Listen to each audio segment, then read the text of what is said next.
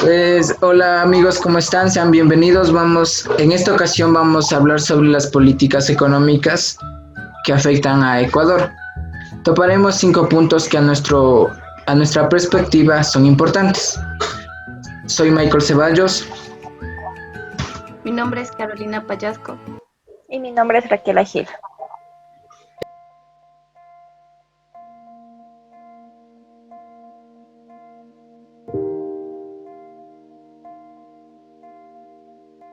El primer punto a tratar son las elecciones que se dieron en el mes de febrero, pero estas estuvieron marcadas por la pandemia y un gran número de candidatos a la presidencia.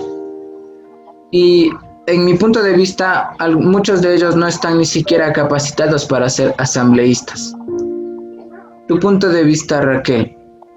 Bueno, en mi punto de vista, como tú mismo dices, hay algunos candidatos que no están capacitados para ascender a ese puesto de presidencia.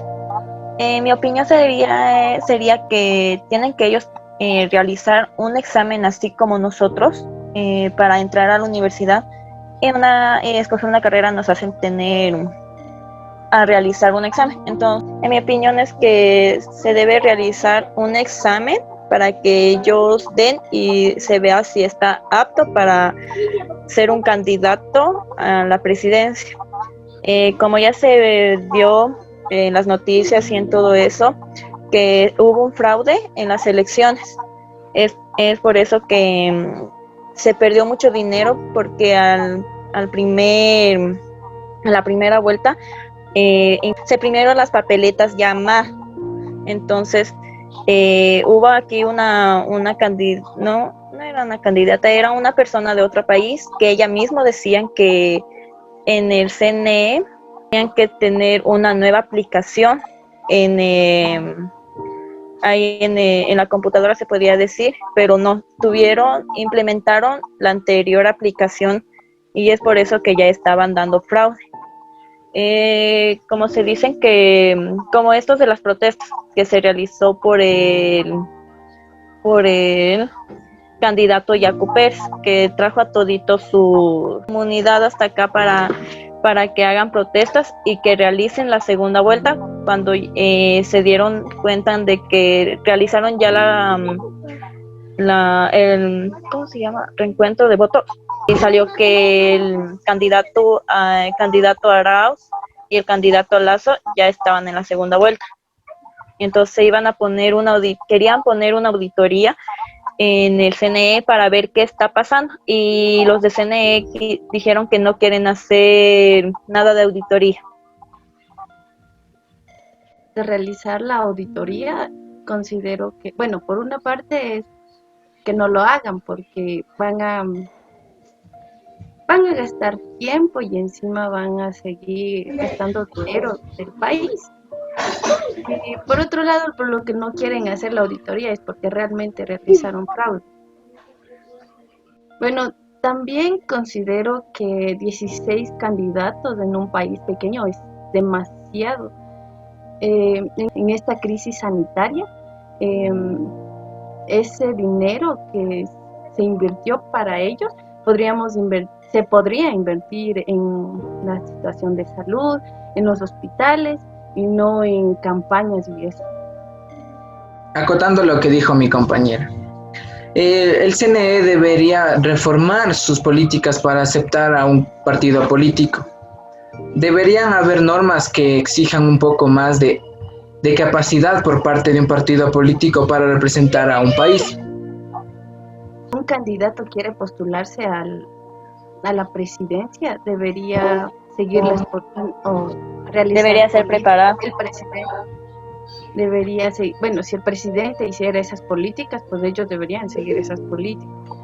En ese caso sería que cada candidato acepte registrarse, se podría decir, también poniendo de su bolsillo, ya que se beneficiará a futuro.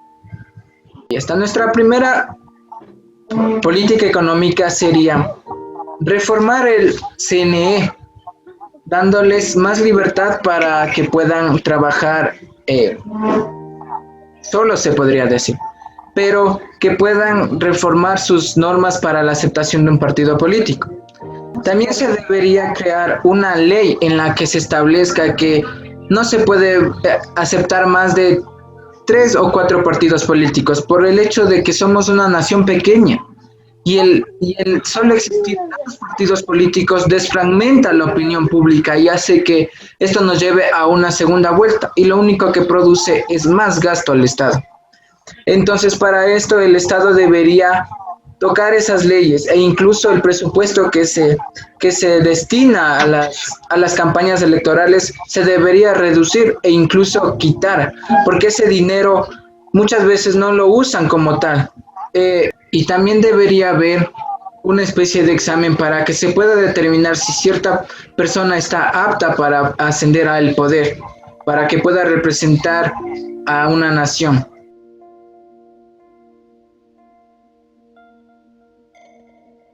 Punto número 2. Los bonos que ha entregado el Estado durante la pandemia. Carolina, por favor. Como muy bien sabemos, la pandemia nos ha perjudicado en la situación económica, como tanto a las empresas ya no producen o ya no pueden vender, y eso ha hecho que despidan gente. Bueno, hay empresas que también solo realizaron empleos a corto tiempo, o sea, terminan su contrato y se van. Como muy bien sabemos, la pandemia nos ha perjudicado económicamente, nacional y personalmente, pues en las viviendas y a las empresas, por ejemplo. Hizo que voten personal, ya que no hay cómo pagarles. En mi punto de vista, algunas empresas, como salió una reforma donde decían que ya no tienen que darle la cierta cantidad de lo que ellos trabajaron, sino que no se iba a dar la remuneración. Y hay personas que han trabajado en las empresas ya casi toda su vida y lastimosamente, como se acogieron a esa ley, le despidieron y no les dieron lo que es en sí. Entonces, el bono que se diera a las personas que lo necesitan sería no dándoles dinero en una parte. Sería que mejor les den en alimentos y en víveres. Porque hay algunas personas que cuando les dan el bono, las personas no lo gastan para su bienestar, sino gastan para otras cosas, que a la final les va a perjudicar a ellos. Las empresas públicas y privadas fueron las que más se perjudicaron y tuvieron que desemplear a muchas personas que eran el sustento de su familia. Y para poder solventar eso, el presidente va a ayudar a estas personas desempleadas con un bono.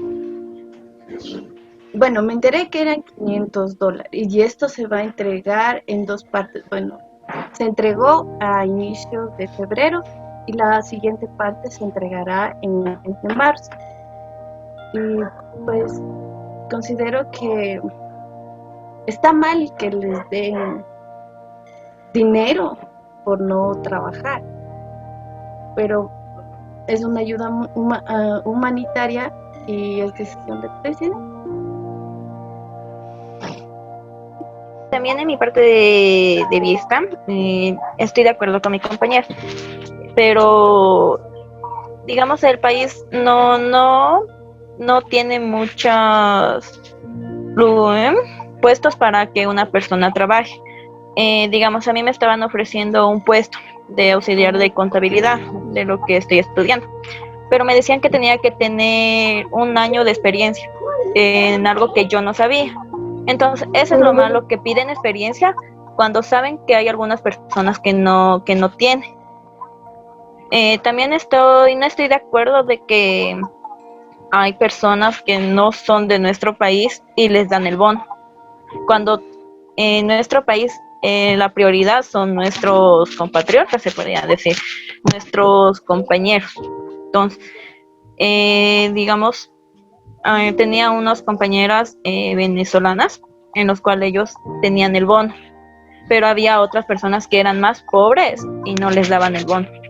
Entonces, de mi parte de vista es que les den a los de nuestro país y no a extranjeros.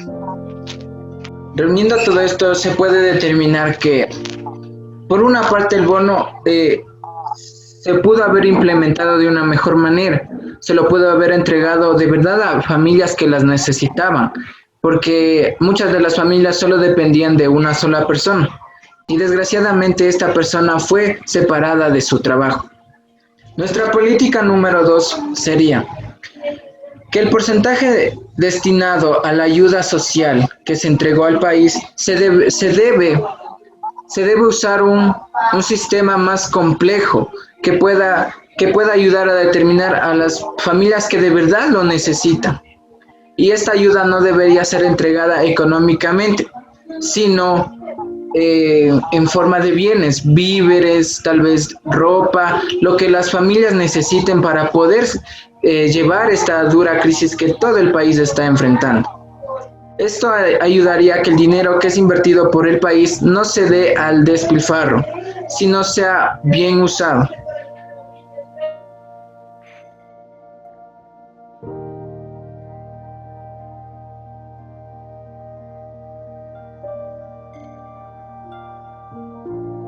Como tercer punto vamos a hablar sobre las vacunas y el dinero que fue invertido en la compra de las mismas. Pues bien, como todos sabemos, el mundo enfrenta una pandemia global. Muchas farmacéuticas ya han creado su vacuna. Ecuador invirtió 200 millones de dólares para vacunar al 65% de la población, pero esto hasta ahora no se ha dado y a Ecuador no han llegado las vacunas que se ha prometido. E incluso el ministro encargado ya ha renunciado a su cargo y se encuentra en otra ciudad. Raquel, tu opinión. O sea, verás, en mi opinión, de lo que yo he estado escuchando es que el primer cargamento cuando llegó se habían vacunado a otras personas, cuando en realidad se tenía que haber vacunado, en la población se hubiera vacunado los niños, los ancianos y los doctores. Ya, bueno, los doctores en general, todos, enfermeros, todos, porque ellos son un pilar en donde ellos nos comienzan a cuidar y establecer de lo que nosotros vamos yendo con la enfermedad allá. Digamos, de lo que yo también me he estado enterando es de que el alcalde Jorge Yunda ha dicho que a él no le importa si le cogen y le dan represalias, pero él quiere vacunar a su ciudad. Y por una parte está bien de que él quiera vacunar a la población en sí, porque nosotros somos un pilar en donde vamos a ejercer la economía. Hablando sobre el ministro que renunció, eh, hubo varios, hubo compras de sobreprecio de las vacunas y un grupo de personas estaba vendiendo las vacunas en sobreprecio y ellos lo tenían en su casa y están en investigaciones. Considero que no les No les va a caer la ley. nada, ya que es, bueno, ya que simplemente intercambian dinero y a ellos no les cae la ley. Nuestra política económica número 3 sería para, como primero, no escatimar esfuerzos ni en salud ni tampoco en educación, porque la vacuna ayudará a que gran parte del país vuelva a reactivar la economía. Y por ello no se debe escatimar esfuerzos, pero se debe implementar un sistema de seguridad, un sistema que pueda determinar si la compra de las vacunas se da como tal, evitando sobreprecios y evitando que grupos pequeños y poderosos del país hagan negocio con esto y solo agraven la situación de nuestro país.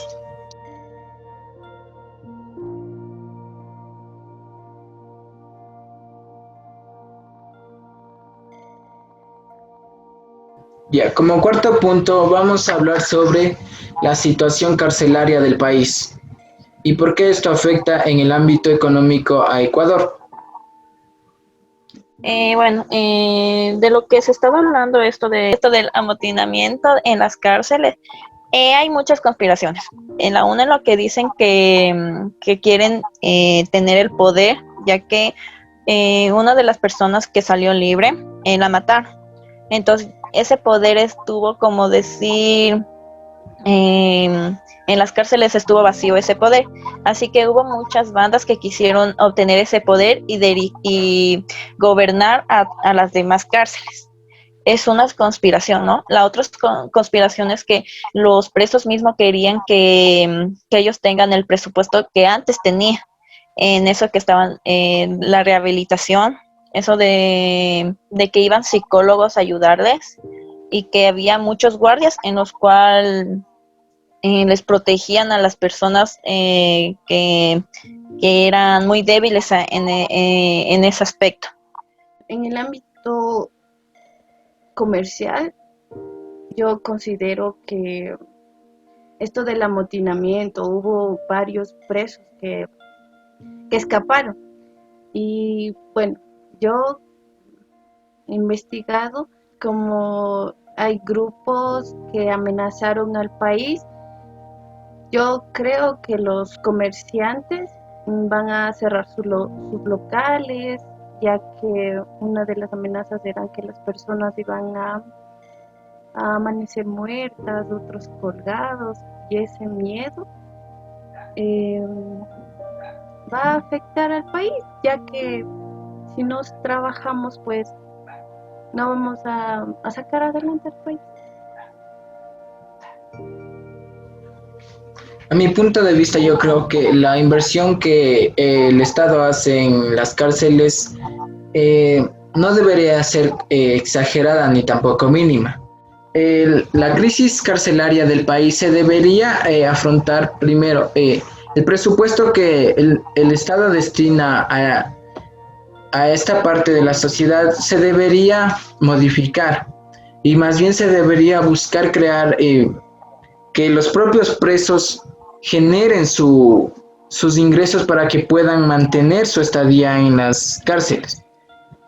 Aunque esto se vea un poco imposible y parezca difícil de ponerlo en práctica. Lo que me comentaron sobre eso, los presos incluso tienen más oportunidades, ya que se ponen a estudiar y salen tecnólogos. Y cuando salen de las cárceles, pues con su título pueden, no, o sea, como que le dan otra oportunidad y tienen trabajo, ya que algunos, como nosotros, algunos jóvenes no podemos conseguir aparte de experiencia. Entonces, sí, debería... Bueno, perdón que te corte la palabra, Mike. Pero sí, estoy de acuerdo con Carolina, que en las cárceles sí hay personas que se rehabilitan. Es por eso que ellos querían eso, porque ese presupuesto recortar. Tengo un ejemplo de una persona, bueno, cercana a mi hermana, de que él ya está en su último nivel de la universidad. Él sigue ingeniero en sistema. Pero con esto de que se cortó los recursos, ya no sabemos si hay otros reclusos que están siguiendo una profesión o no. Digamos, una señora que estaba diciendo, decían que ellos estaban aprendiendo a hacer pan y ellos mismos podían hacer pan para compartir con todos los pabellones. Pero como cortaron esos, ya no hay. Y como hay corrupción adentro de las cárceles, es por eso que decían que los propios policías les daban comida, pero bueno, eso los familiares de los presos daban una cierta cantidad que ellos pedían, los policías daban ese, digamos, pan, pasteles, lo que sea, y ellos revendían adentro. Entonces decían que por eso cortaron ese presupuesto, ya que ellos mismos ya estaban sacando dinero de ahí. también tienes que darte cuenta que no todos son culpables por un delito que ellos cometieron, o sea, por un grave delito. El amigo de mi hermana, ella por autodefenderse, empujarle al chico que le iba a robar, se tropieza y se golpea la cabeza. Sino que el amigo de mi hermana, por ponerse tan nervioso, cogió y corrió y ha dejado ahí su billetera. Y entonces no había una persona quien diga, no, el chico se estaba protegiendo, y no fue así.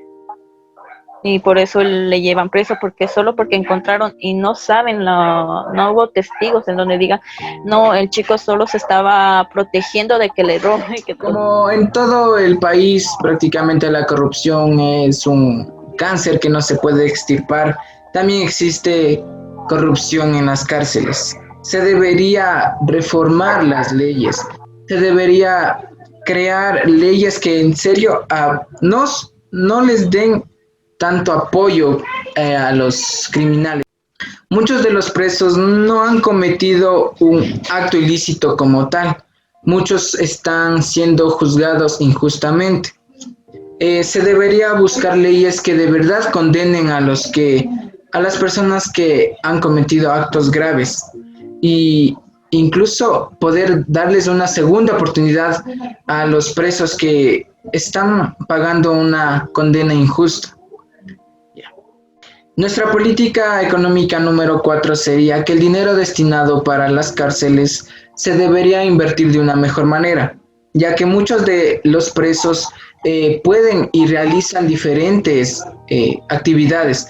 Realizan carpintería, panadería, pastelería. Nuestra política económica número 4 sería que el dinero destinado para las cárceles se debe invertir de una mejor manera. Se debe invertirlo en el mantenimiento de las cárceles, mantener psicólogos, aumentar la seguridad y también darles los insumos para que los presos puedan crear y fabricar sus propios alimentos, su vestimenta, e incluso podrían ayudar a la reparación y mantenimiento de sus propias celdas. Claro está que deben estar bajo el control de las autoridades, y para esto también se necesita un mayor esfuerzo por parte de la policía.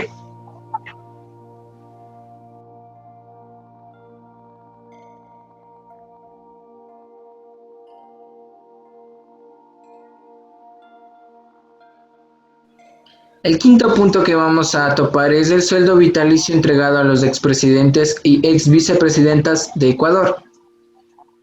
El sueldo del presidente de la República está estimado en $5,600, mientras que el de la vicepresidenta o vicepresidente está en 5,410. Para los exmandatarios del sueldo vitalicio está el expresidente, el sueldo vitalicio está en $4,226,25. Y para una vicepresidenta o vicepresidente está en $4,057,50. Ecuador destina $2,700 diarios para pensiones vitalicias a exmandatarios. Tu opinión, por favor, Raquel. Bueno, en mi opinión sería que el Estado está gastando mucho en los sueldos de los presidentes, vicepresidentes, en los que fueron presidentes y en los que fueron también vicepresidentes. En mi opinión sería que ellos se le tendrían que bajar un poco el sueldo para así tener más recursos, más dinero para invertir en más cosas. Digamos, los candidatos igual. No, hay algunos que no hacen nada, no está apto para su puesto y aún así ganan bastante dinero.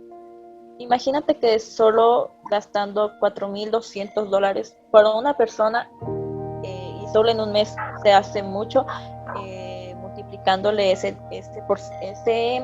cantidad de dinero por 12 meses. O sea, el Estado está gastando demasiado dinero para unas personas que no hacen nada. Pueden reducir el salario de ellos, y con el resto del dinero pueden invertir y pueden hacer mayores cosas y no solo estar gastando las cosas, el dinero de nuestro país, que en verdad en esta situación de la pandemia y todo, está mal. Yo tengo una pregunta. Los empleados, cuando terminan de su contrato, ¿qué le dan? O sea, lo que aportó al IES o al... Sí, lo que aportó al IES. Cuando se jubila, Sí. O sea, cuando muchas veces le dan las gracias. Sí, No, no, No, pero por lo que le ejemplo, devuelven es lo de la jubilación. yo creo que a pagarle a los expresidentes un salario al cual no se merecen porque no han o sea, han trabajado, pero a bienestar propio, más no del pueblo. Eso de pagarles pues está mal, incluso no aportan ni al IES como los demás empleados lo realizan. Considero que como están en una posición alta, no lo hacen, pero eso considero que está mal. Y con como mencionó mi compañera, pues ese dinero se podría invertir en otras cosas que podrían servirle o ser un bienestar al pueblo. En este momento necesitan dinero para las vacunas y eso. Muy bien, yo también estoy de acuerdo que el sueldo vitalicio debería erradicarse, pero ya es un gasto enorme para la ciudadanía y es innecesario porque muchos de los expresidentes, hay que decirlo de verdad, robaron y las obras que hicieron pues no están, no se ven. Entonces, nuestra política económica número 5 sería eliminar por completo el sueldo vitalicio a exmandatarios y destinar ese dinero para la inversión en recursos que de verdad apoyen al pueblo ecuatoriano. No están dando un buen manejo económico al país. Por ejemplo, no sé si se podría hablar del expresidente Rafael Correa. O sea, sí hacía obras, pero obviamente alzaba el precio, pues, o sea, para el pueblo y para él. Tanto el pueblo ganaba, pero más ganaba el expresidente. Entonces considero que en serio no merecen el sueldo vitalicio. El debate que hemos tenido entre los tres, podemos determinar que Ecuador es un país lleno de corrupción, por desgracia. Aunque está lleno de diversidad, también está lleno de políticos corruptos que solo quieren lucrar a costa de las personas pobres. Para nosotros poder mitigar o erradicar la corrupción se debería empezar desde ya, creando políticas para que así podamos empezar de a poco, crear un Ecuador que de verdad sea próspero. Gracias. Muchas gracias por ver este video. Gracias por la atención. Nos vemos.